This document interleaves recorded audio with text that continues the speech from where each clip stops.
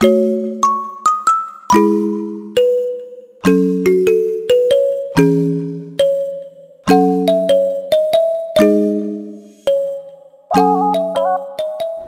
justiça é injusta, como é justa a injustiça. Logo, a injustiça é justa, mas não é justa a justiça.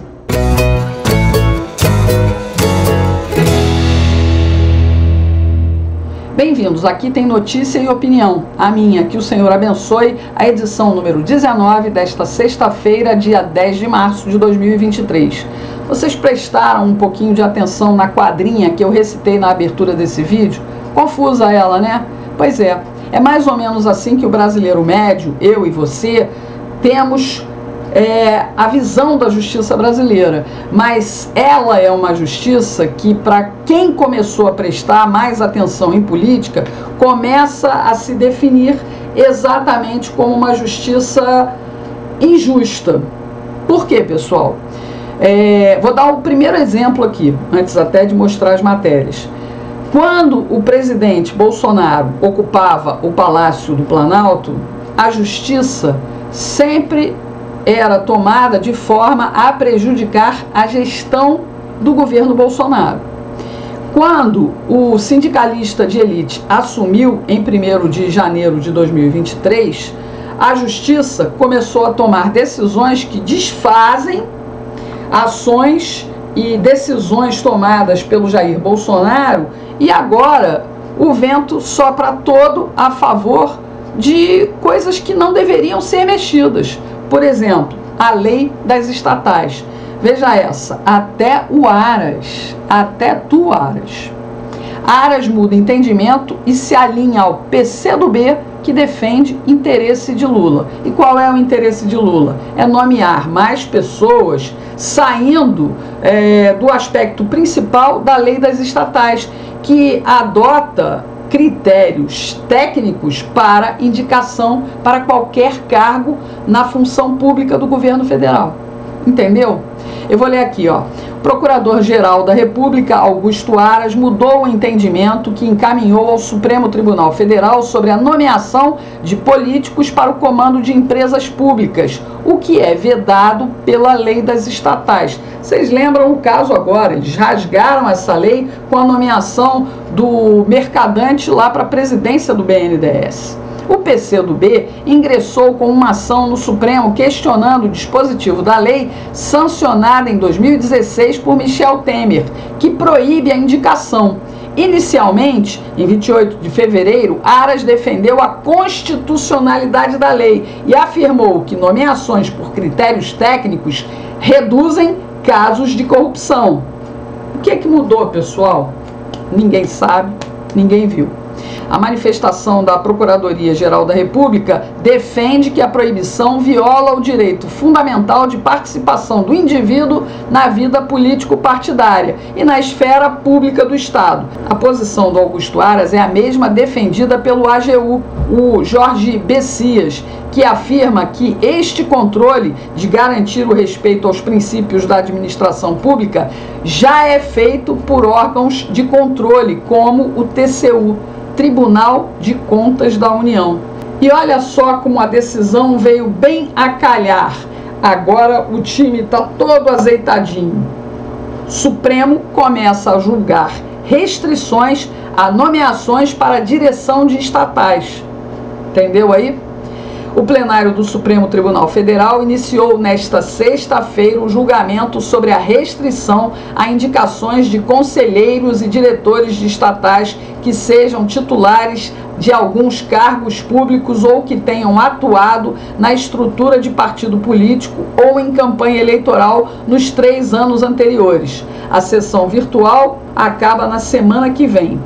Tais regras estão previstas na Lei das Estatais. Os cargos públicos citados pela norma são os de ministro de Estado, secretário estadual, secretário municipal, dirigente estatutário de partido político, parlamentar, representante de órgão regulador ao qual a empresa esteja sujeita e ocupante de funções especiais ou de direção e assessoramento superior na administração pública. São aqueles pendurucalhos, pessoal, aqueles conselhos que fazem com que o salário do indivíduo dobre, triplique, multiplique. O voto do Ricardo Lewandowski, pessoal, que é o relator da ação, foi pela declaração de inconstitucionalidade da regra relativa aos titulares de cargos públicos.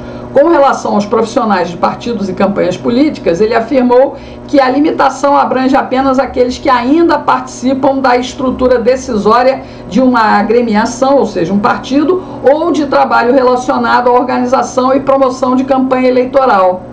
Ora, é para manter pelo menos um mínimo de dignidade, né? É uma coisa impressionante. E a justiça brasileira é tão confusa, vamos dizer assim, que, por exemplo, o que parece ser justo pode ser até injusto. Porque o que acontece? O que o Supremo vem dando como exemplo? Eles decidem uma coisa, depois eles voltam atrás, de acordo com o interesse dos poderosos de plantão.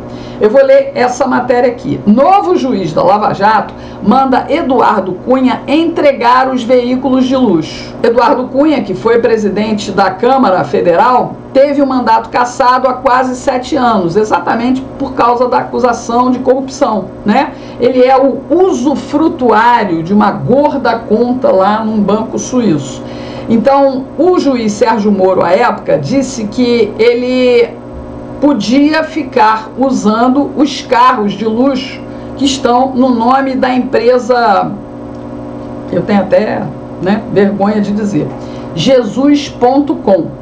Sérgio Moro, na época, fez o levantamento do montante e os bens somavam mais de R$1 milhão.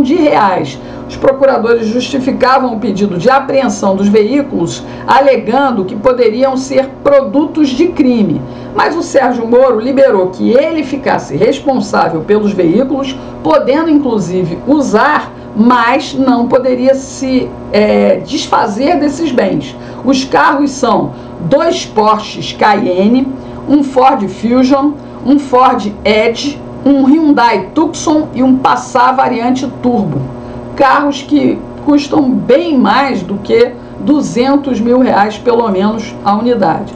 Agora, o juiz que está presidindo a Operação Lava Jato determinou, sabe quem é ele, né? O Eduardo Apio, aquele que usava como senha LUL22 e também depositou R$13 na conta partidária do PT para apoiar a candidatura do sindicalista de elite. Agora, o juiz Eduardo Apio revogou a decisão do ex-juiz Sérgio Moro, né? E ele vai ter que devolver esses carros imediatamente, já a partir de segunda-feira. A justiça é justa, mas para o Cunha, a justiça dessa vez está sendo injusta. Podem ter certeza que o Cunha vai recorrer e provavelmente, dependendo desse juiz aí, que é um petista de carteirinha, né, provavelmente ele vai perder. Por quê? Porque a gente sabe que esse cara é um juiz suspeitíssimo, justamente por causa do posicionamento dele com relação ao sindicalista de elite ex-presidiário, condenado em 3 instâncias, que foi liberado somente para concorrer à presidência da República. E é o comportamento desse juiz que está fazendo com que o Jorge Zelada, ex-diretor da Petrobras, peça para ser julgado pelo novo juiz da Lava Jato no Paraná, na 13ª Vara. Os advogados do Zelada argumentam no habeas corpus que a Justiça Fluminense não tem competência para julgar o caso, no qual ele foi condenado a 4 anos de prisão pelo crime de fraude processual, por supostamente ter direcionado a licitação do Plano de Ação de Certificação em Segurança, Meio Ambiente e Saúde da Petrobras para beneficiar a Odebrecht. O negócio foi fechado em 825,6 milhões de dólares. Jorge Zelada era apadrinhado no cargo pelo MDB. A defesa do ex-diretor da Petrobras pediu ao STF que as condenações de Zelada em primeira e segunda instâncias sejam anuladas e o caso volte lá para a 13ª Vara de Curitiba. É melhor ser alegre do que ser triste, né? E já que tudo isso envolve boquinhas e indicações políticas, né, pessoal? O Rogério Marinho quer que o Senado decida sobre boquinhas como aquela que vai levar a ex-presidente Dilma à presidência do Banco BRICS. A lei que ele está propondo pede que a indicação de qualquer pessoa para trabalhar em bancos bilaterais ou multilaterais em que o Brasil seja membro fundador ou tenha capital subscrito passe pela aprovação, pela sabatina e aprovação do Senado, como é o caso do próprio nome indicado para uma vaga no STF. Enquanto o sindicalista de elite fica atacando o agronegócio, é de lá que vêm os números mais positivos desse governo. O agronegócio registra saldo positivo de 23 mil vagas de emprego em janeiro. Mas, olha só, esses dados são do CAGED, Cadastro Geral de Empregados, que consideram contratações e demissões de pessoal com carteira assinada. No geral, as empresas do agro contrataram mais do que demitiram agora no mês de janeiro. Na divisão do CAGED, setor que agrega agricultura, pecuária, produção florestal, pesca e aquicultura, foi responsável por mais de 111 mil admissões contra 88 mil desligamentos. Então tem um saldo aí positivo.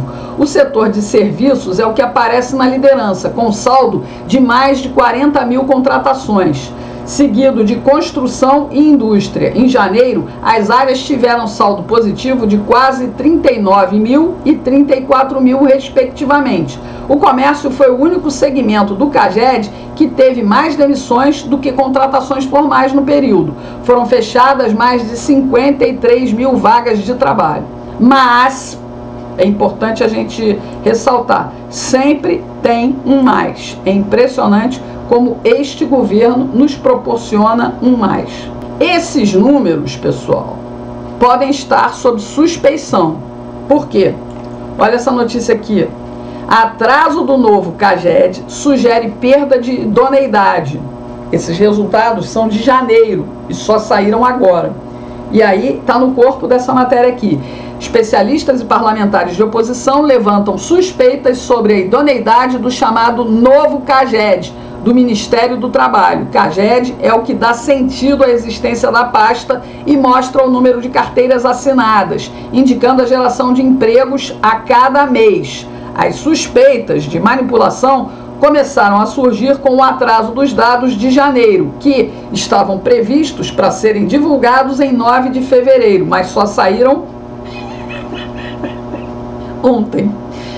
Apesar de fevereiro ter registrado alta de 0,8%, o resultado foi anulado pelo índice aferido em queda, na mesma proporção em janeiro. O CAGED com divulgação atrasada é usado para celebrar suposta geração de emprego, mas para a Fundação Getúlio Vargas, a economia está andando que nem caranguejo, de lado. Os índices que derrubaram o marcador mostram o pessimismo do patrão e se referem a negócios e empregos futuros. O país está desgovernado. Infelizmente, a gente não precisa torcer contra. Eles jogam contra. É isso, pessoal. Amanhã a gente está de volta. Bom descanso.